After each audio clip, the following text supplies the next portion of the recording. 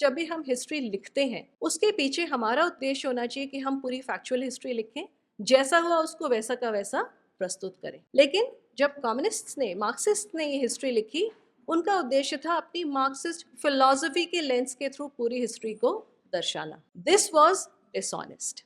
तो ये भारत के ही एक पुनरुत्थान का, एक पुनर्जागरण का काल है।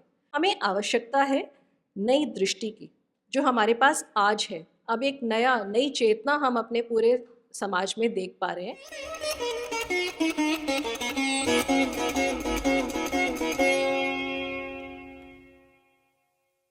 पाठ्यक्रमों के इतिहास में पुनर्लेखन की आवश्यकता, इस विषय पर हमें संबोधन होगा। इस विषय पर डॉक्टर रिंकू वढेरा जी हमारा उद्बोधन करेंगी। तत्पूर्व हम उनका परिचय जानकर लेते हैं। डॉक्टर रिंकू वढेरा जी, आप सरयू फाउंडेशन ट्रस्ट की कला संकाय की निर्देशक हैं। आपका भारतीय इतिहास पर गहन अध्ययन है। मैं आपसे अनुरोध करता हूं कि पाठ्यक्रमों में इतिहास के पुनर्लेखन की आवश्यकता, इस विषय पर हम सभी को संबोधित करें। सर्वप्रथम संत जनों को मेरा प्रणाम। सभा में उपस्थित सभी सुधीजन, आज मेरा जो विषय है वो है भारतीय इतिहास के पुनर्लेखन की आवश्यकता। अब इस पर जो कार्य हम लोगों ने सरयू ट्रस्ट में शुरू किया था, इसका मैं पूरा श्रेय राहुल दीवान जी को देना चाहूँगी, जिनका ये आइडिया था। और उन्हें ये बात बिल्कुल पसंद नहीं है कि मैं इस मंच से उनकी बात करूं, लेकिन ये सच है कि उन्होंने इस काम में हमारी पूरी पूरी पूरी सहायता की, हमें पूरा सपोर्ट दिया। मेरे और मेरे कुछ सहकर्मियों ने ये कार्य शुरू किया था आज से करीब 5 साल पहले। तो इसमें हम लोगों ने कुछ पाठ्य पुस्तकें तैयार की कक्षा 6 से कक्षा 10 के लिए, और अब ये पाठ्य पुस्तकें अमेरिका के एक स्कूल में यूज़ भी हो रही हैं। लेकिन ये बात भी कहना यहाँ पर ज़रूरी है कि हमारे जैसे बहुत सारे ग्रुप्स हैं जो इस काम में लगे हुए हैं। तो वो लोग क्या काम कर रहे हैं और हम लोग क्या काम कर रहे हैं, इसमें आई एम श्योर बहुत सारा ओवरलैप होगा। और उन सबको साथ आकर एक कॉमन स्कॉलरली कंसेंसस बनाना, ये भी एक बहुत ज़रूरी चीज़ है। सो इतिहास के पुनर्लेखन की आवश्यकता क्यों पड़ी? हम लोगों ने भी सोचा था कि हम लोग पुनर्लेखन करने जा रहे हैं, कि जो उसमें थोड़ा सा गलतियां हैं, मिस्टेक्स हैं, उसको ठीक करेंगे। असल में ये बात जितने भी हम लोगों ने इसमें काम किया सबके मन में थी। और मेरा अपना एक्सपीरियंस जो 2.5 डेकेड्स का है, करीब 1 दशक स्कूल्स में, बाकी समय यूनिवर्सिटीज़ में पढ़ाने का। तो जब मैं टेक्स्ट बुक्स को क्लास में पढ़ाती थी, तो मुझे उसमें बहुत सारी गलतियाँ, डिस्टॉर्शंस, मिस रिप्रेजेंटेशंस, बहुत सारे ओमिशंस नज़र आते थे। और उनको अपने ध्यान में रखते हुए मैंने कहीं कहीं डॉक्यूमेंट भी किया। और पहले भी एनसीईआरटी ने कई बार जब टेक्स्ट बुक्स के रिवीजन किए तो लोगों से फीडबैक मांगा था। तो अपने स्कूल टीचिंग करियर में हम लोगों ने उसके फीडबैक्स दिए थे, मैंने और बहुत सारे टीचर्स ने।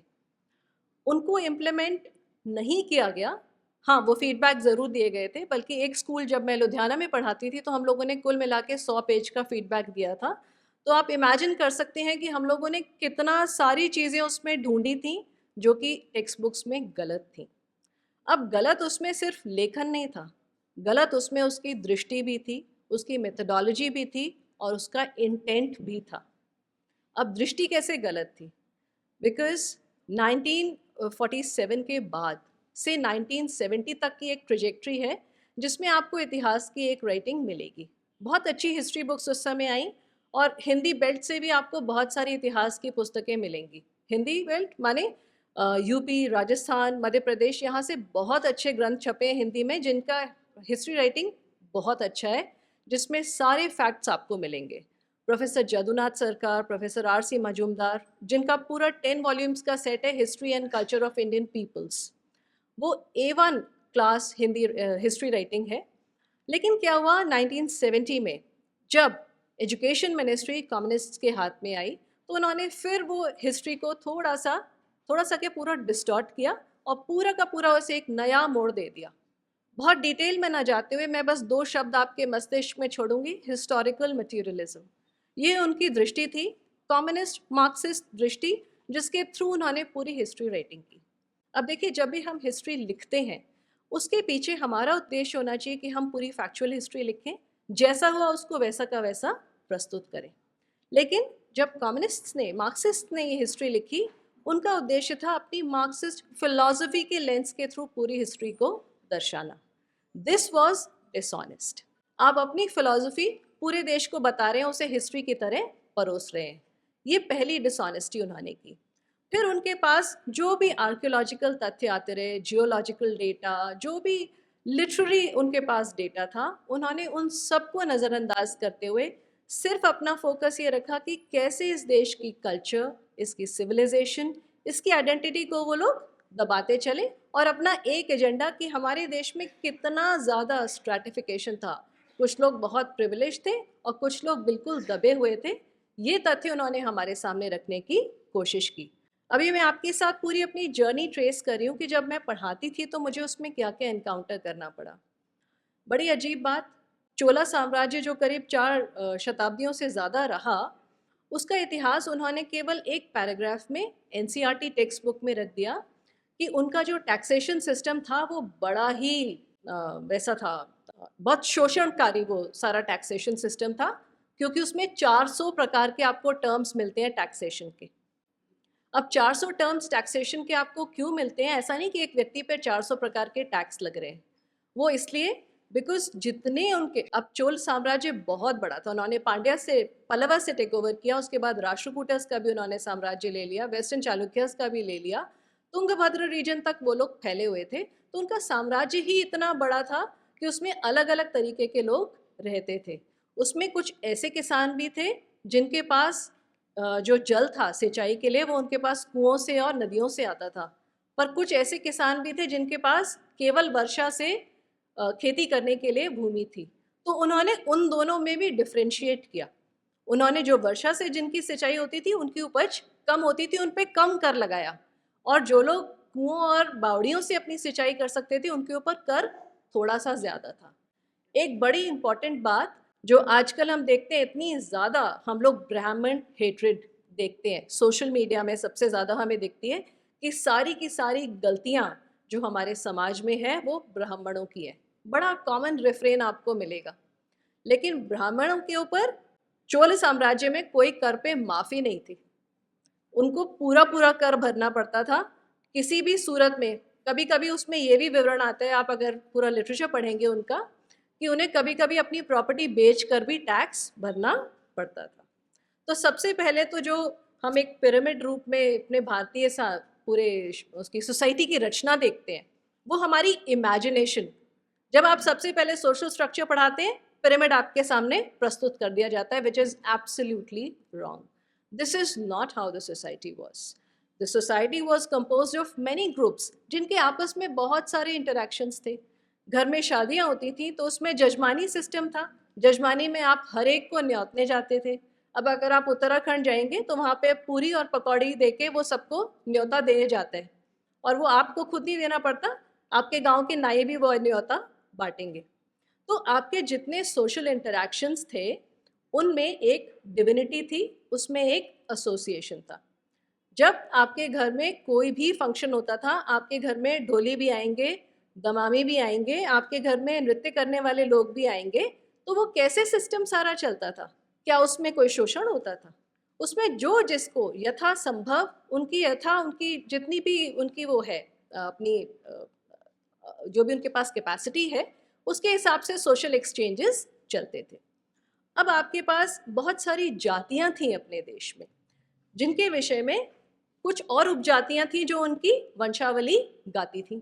तो एक जाति और उसकी उपजाति के बीच में एक बहुत अच्छा संबंध था, वो भी जजमानी सिस्टम था। वो लोग आके शादियों में उनकी वंशावलियां गाते थे, उनका पूरा गान करते थे, बदले में उनको कुछ अन्न या कुछ सामान या कुछ पैसे मिलते थे। तो एक तरह का सोशल सिस्टम जिसको मार्क्सिस्ट्स ने ऐसा बना दिया कि एक तो सोसाइटी बहुत पावरफुल है और एक बिल्कुल पावरलेस है। ये वाली इक्वेशन में आपके माइंड में उन्होंने पूरा अच्छे से फीड कर दिया। तो this is the biggest drawback जिसका जो भी है, जिसका रिजल्ट हम लोग आज तक झेल रहे हैं। और जो बाकी चीज़ें हैं जो हमारे सामने आई, जब क्लास 12th के लिए प्रोफेसर कपिल कपूर और उनकी पूरी टीम ने बहुत अच्छी टेक्स्ट बुक्स लिखी हैं जिसको हम कहते हैं knowledge of traditional practices of India. मुझे नहीं पता आप लोगों में से कितने लोगों को इस बात की जानकारी है, पर उसमें पूरा का पूरा भारत के षट दर्शन, जितनी कलाएं हैं, 64 कलाएं, 14 विद्यास्थान, सबका विवरण है। लेकिन उस सब्जेक्ट को किसी भी स्कूल में लाने के लिए एक बहुत लंबा प्रोसीजर है जो कि बहुत सहज नहीं है। It is a complete review of the Indian knowledge systems of India. तो उसको भी अगर हम उजागर करते हैं तो उसमें बहुत सारी चीज़ें आपको भारतीय समाज, भारतीय इतिहास के बारे में समझ में आएंगी। एक चीज़ जो मुझे बहुत अच्छी लगती है आपके साथ डिस्कस करना, वो ये है कि जब हम एजुकेशन की बात करते हैं, एजुकेशन सिस्टम की, हमें हमेशा बताया जाता है कि शूद्रों को एजुकेशन नहीं दी जाती थी, उनके पास शिक्षा का अधिकार नहीं था। आपको लगता है ये बात सच है ना? सोशल मीडिया में हम सभी पढ़ते हैं। आप जितनी कॉलोनियल टाइम्स की रिपोर्ट्स निकालेंगे, 1810 की मद्रास प्रेसिडेंसी की अगर आप रिपोर्ट निकाल लें, तो उसमें करीब 79% जो स्कूल्स में एनरोलमेंट है वो शूद्रों का था।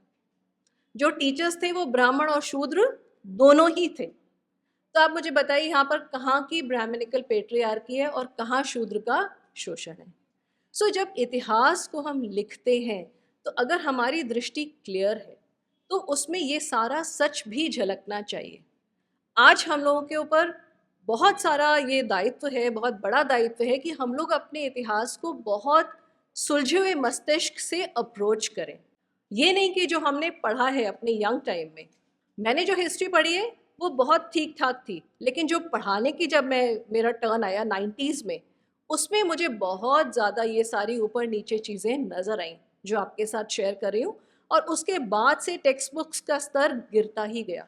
इनफैक्ट प्रेजेंट जो हमारी सरकार है उसने भी कोशिश की थी थोड़ा बहुत चेंज करने की, लेकिन बहुत ज़्यादा उन्होंने हिम्मत नहीं करी क्योंकि इतना ज़्यादा ऑपोजिशन हुआ उनका बहुत ज़्यादा इस्टेब्लिश जगहों से।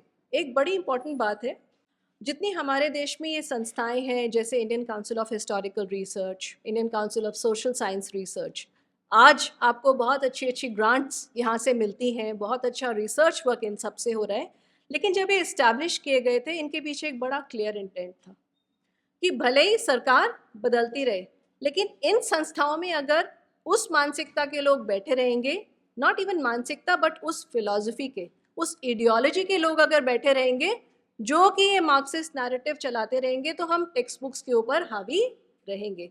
और वो आप देख सकते हैं कि वो आज तक भी चीज़ प्रेजेंट है। हम लोगों ने जब अपनी टेक्स्ट बुक्स लिखी और प्रेजेंट करने की कोशिश की, हमारे लिए तो सब जगहों के, सब सरकारी संस्थाओं के रास्ते बंद मिले। तो हमने फिर प्राइवेट लोगों से, प्राइवेट इंस्टीट्यूशन से संपर्क किया, जिनको अच्छा लगा उन्होंने हमारा काम स्वीकार भी किया। जो हम लोगों ने अपने काम में कोशिश की है वो बहुत ब्रीफली आपके साथ शेयर करती हूँ कि एक्यूरेट पीरियडाइजेशन। जब आप एनसीईआरटी की टेक्स्ट बुक्स पढ़ेंगे तो आप पढ़ेंगे कि आपको चोल साम्राज्य का विवरण मिलेगा मोहम्मद गजनवी के बाद, मतलब उसमें 4-5 शताब्दियाँ बाद में उनको प्रस्तुत किया गया। आपको कोई भी सेंस ऑफ हिस्ट्री, एक सेंस ऑफ टाइमलाइन आपको पता ही नहीं चलेगा कि पहले कौन से शासक आए, उसके बाद कौन आए, उसके बाद कौन आए, ये आपको बिल्कुल पता नहीं चलेगा। और अल्टीमेटली क्या होता है, इंसान हिस्ट्री राइटिंग, हिस्ट्री रीडिंग से इतना ज़्यादा परेशान हो जाता है, अगर आप बच्चों से पूछेंगे सबसे बोरिंग सब्जेक्ट क्या है स्कूल में, तो बोलेंगे हिस्ट्री, बिकॉज उसे बना ही दिया है इस तरह का। एक और चीज़ जो मैंने नोटिस की, अब सिंस ये टेक्स्ट बुक्स जो हैं वो हिस्ट्री के प्रोफेसर्स ने लिखी है ना, राइटिंग जो है यूनिवर्सिटी के बच्चों के लिए और स्कूल के बच्चों के लिए बहुत फ़र्क होता है। जो थोड़ी कम उम्र के बच्चे हैं उनके लिए आपको सिंपल सेंटेंसेस लिखने होते हैं, लेंथ में उनका छोटा सेंटेंस होना चाहिए।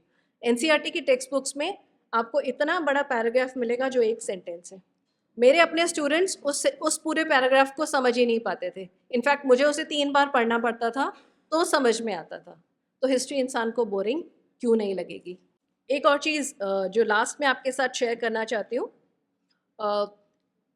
हमारा बहुत सारा हिस्ट्री राइटिंग इसलिए भी डिस्टॉर्टेड है क्योंकि जब हिस्ट्री राइटिंग शुरू हुई उसमें सबसे पहले ईस्ट इंडिया कंपनी के कुछ लोग थे, दे वर सर्जन्स, है ना। उन लोगों ने हिस्ट्री राइटिंग शुरू की क्योंकि उन्हें सर्वेयर बनाया गया था कई सारी जगहों का, सेंट्रल प्रोविंसेस का, बिहार, उत्तर प्रदेश वगैरह का। तो उन्होंने जो डेटा इकट्ठा किया उसका उद्देश्य था कि वो किस तरह से बेस्ट हमारे देश पर शासन कर सके। उनका एम क्लियर था, लेकिन हमने क्या किया, हमने वो ही लीक उसके बाद से फॉलो कर ली। उसके बाद से हमने उस चीज़ को बदलने के ऊपर इतना ध्यान नहीं दिया जितना हम उसको कहते रहे कि हाँ ठीक है, इसमें ये थोड़ा सा चेंज कर देते हैं, ये थोड़ा सा चेंज कर देते हैं।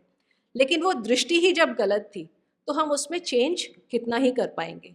तो हमें आवश्यकता है नई दृष्टि की, जो हमारे पास आज है। अब एक नई हम अपने पूरे समाज में देख पा रहे हैं। आप देखेंगे जो इस समय में जितने बच्चे बड़े हो रहे हैं वो देख रहे हैं कि कहाँ हमारा चंद्रयान पहुंच चुका है, कहाँ हमारी इतनी मिसाइल्स सारी सक्सेसफुल हो रही हैं। We are excelling in sports, we are excelling in all fields जिसमें भी हमने कदम रखा है। तो ये मुझे लगता है भारत के ही एक पुनरुत्थान का, एक पुनर्जागरण का काल है। आई होप सभी संतों के आशीर्वाद से और आप सभी लोगों के सहयोग से इस कार्य में हम सभी सफल होंगे। जय हिंद, जय भारत।